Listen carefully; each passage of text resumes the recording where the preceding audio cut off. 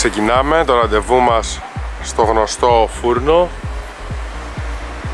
Ο Γιάννης και ο Κώστας. Ο άλλος ο Κώστας που είναι? Δεν χτύπησε το ξυπνητήρι. Δεν χτύπησε το ξυπνητήρι. Ξέρεις ότι η αποστολή θα πάει στραβά όταν δεν έχει έρθει ο αρχηγός.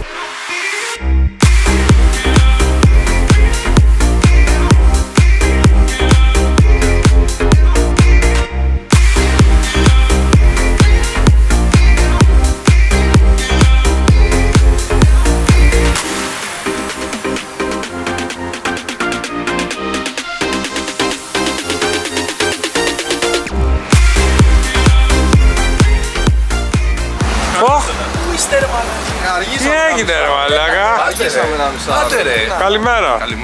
Καλημέρα. Λέμε ότι 5 και 40. Δεν πήγε. Κάποιος το έβαλε. ας το πιστέψουμε. Αρχηγός. Ας το πιστέψουμε. Στις 2 Φεβρουαρίου 2024 ξεκινήσαμε με τους Hiking Explorers για το όρος Μέναλο και συγκεκριμένα για την κορυφή Μουρτζιά. Η αποστολή δεν ξεκίνησε με τους καλύτερους ιονούς και σίγουρα δεν συνεχίστηκε έτσι, μιας και στα μισά της διαδρομής άναψε το check engine.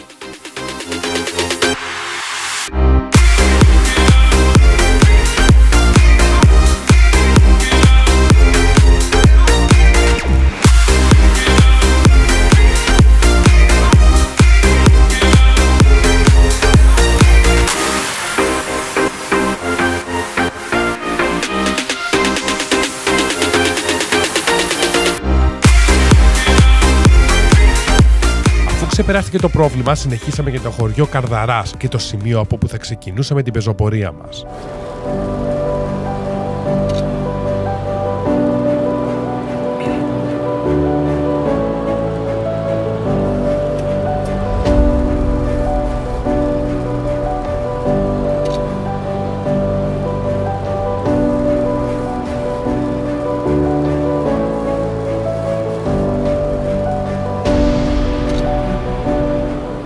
Τα καταφέραμε, φτάσαμε στην αφετηρία.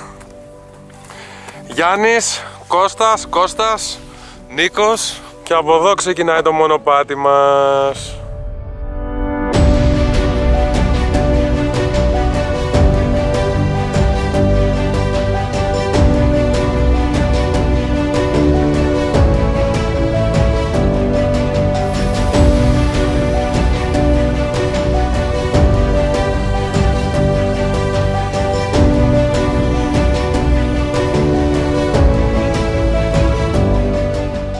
Στο αρχικό τμήμα της διαδρομής, ο δρόμος μας πλαισιώνεται από πυκνά δέντρα τα οποία αναδεικνύουν την ομορφιά, την αρμονία και την αγνότητα του τοπίου.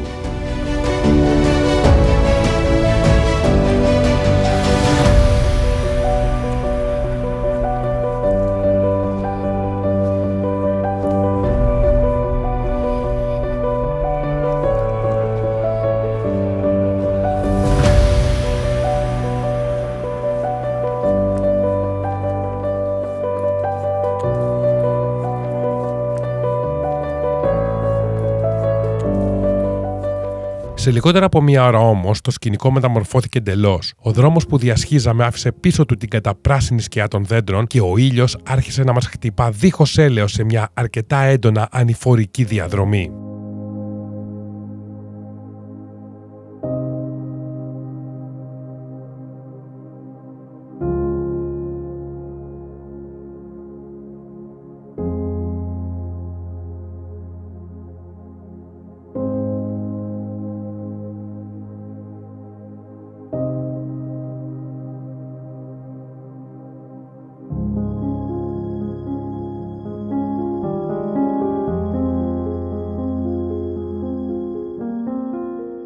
Πώς πάει? Δυνατά. Ανεβαίνουμε μια καλή ανηφορίτσα. Πάμε στα 1750 υψόμετρο. Η θέα είναι καταπληκτική ήδη. Απίστευτο. Κατά την άφηξή μας στα 1700 μέτρα, η εμπειρία μας έγινε μια ολοκληρωμένη σύνθεση ομορφιάς και θαυμάτων. Εκείνη τη στιγμή, η θέα που αντικρίσαμε μπροστά μας έκοψε την ανάσα. Οι κορυφογραμμές των βουνών που υψώνονταν μπροστά μας ήταν σαν αρχαία χειρόγραφα της φύσης, ανάγλυφα της επικής ιστορίας του τόπου.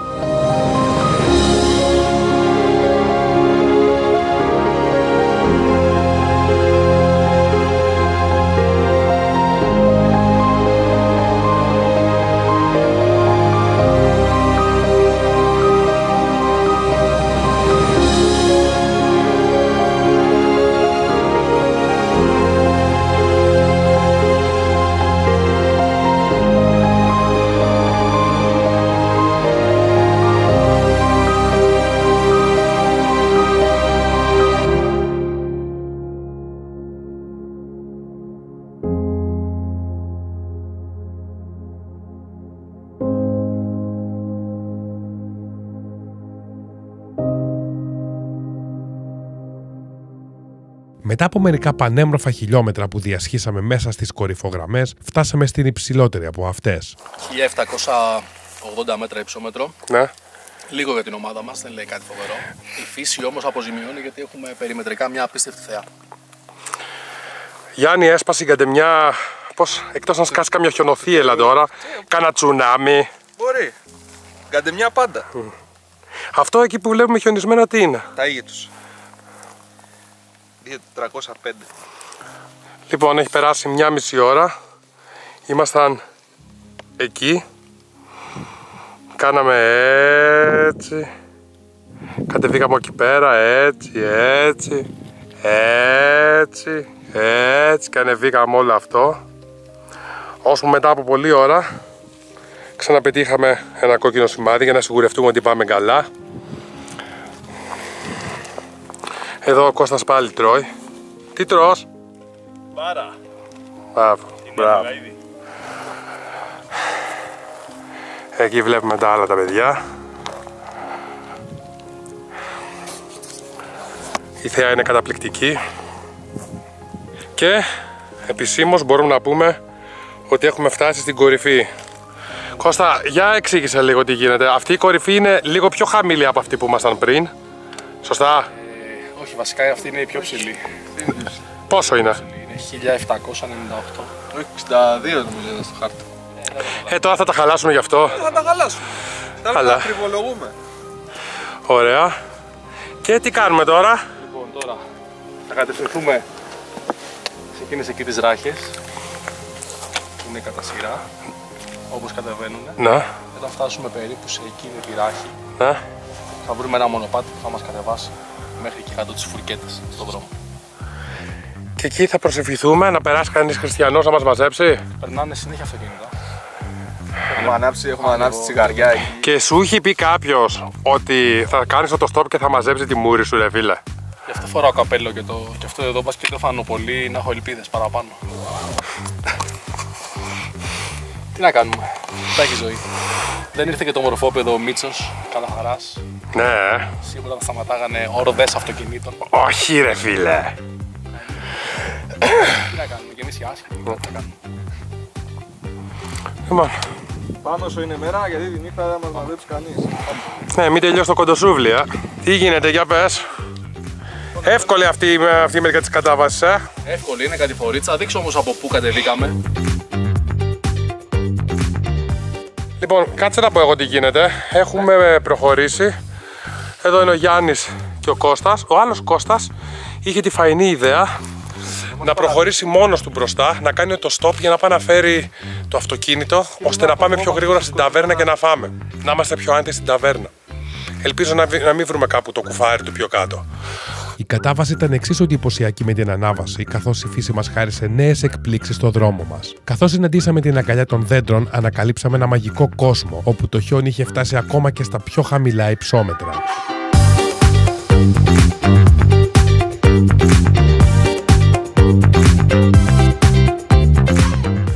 Λοιπόν, και κάπως έτσι από αυτό το μονοπάτι, τσουπ, φτάσαμε στο δρόμο. Μιλήσαμε με τον Κώστα, ο οποίος έχει φτάσει στο αμάξι και έρχεται να μας τσιμπήσει. Λοιπόν, με φόρτωσε αυτοκίνητο, με κατέβασε χωριό, περπάτησα την ανηφόρα, 10 λεπτά ανηφοριά έτσι, για να τα βρει όλα έτοιμα. Αλλά η ομάδα δεν μας άειρε. Λοιπόν, και εγώ έχω να πω ότι εκτός και αν η πεζοπορία τελειώνει μέσα σε ταβέρνα, από εδώ και στο εξής θα σκάω πάντοτε με ένα πενιρλί, το οποίο είναι εκεί πέρα. Πενιρλούμπα. Εδώ μέσα πενιρλί, από το πρωί, παγωμένο, ό,τι πρέπει για τώρα. Και επιτέλους είχε έρθει η ώρα για μάσα. Ο δρόμος μας έβγαλε στο χωριό Λεβίδη. Πετρόχτιστο, στην πλατεία.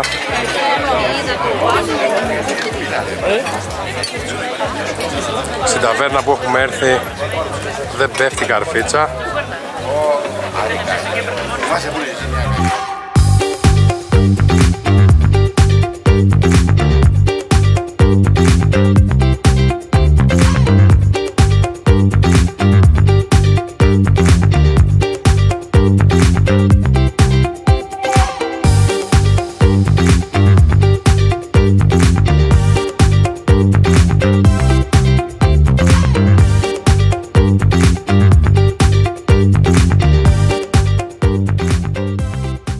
ταβέρνα στο χωριό Λεβίδη αποτελούσε μια αληθινή κοσμοπολίτικη χαρά, χαρακτηρισμένη από τη γνήσια φιλοξενία και την αυθεντική γεύση. Με την πέτρινη πρόσωψη, η ταβέρνα πέπνε μια αίσθηση ατμόσφαιρας που σε καλεί να καθίσεις και να απολαύσεις την ομορφιά της. Η πλατεία μπροστά στην ταβέρνα ήταν γεμάτη από θέρμια, αγκαλιά και γέλια, ενώ το εσωτερικό της περιέβαλε μια αίσθηση ζεστασιάς και ενθουσιασμού. Με την υπέροχη κουζίνα της να προσφέρει παραδοσιακές γεύσεις και νόστιμα εδέσματα, η ταβέρνα ήταν ο προορισμός για μια εμπειρία γευστικών απολαύσεων και κοινωνικής απόλαυσης.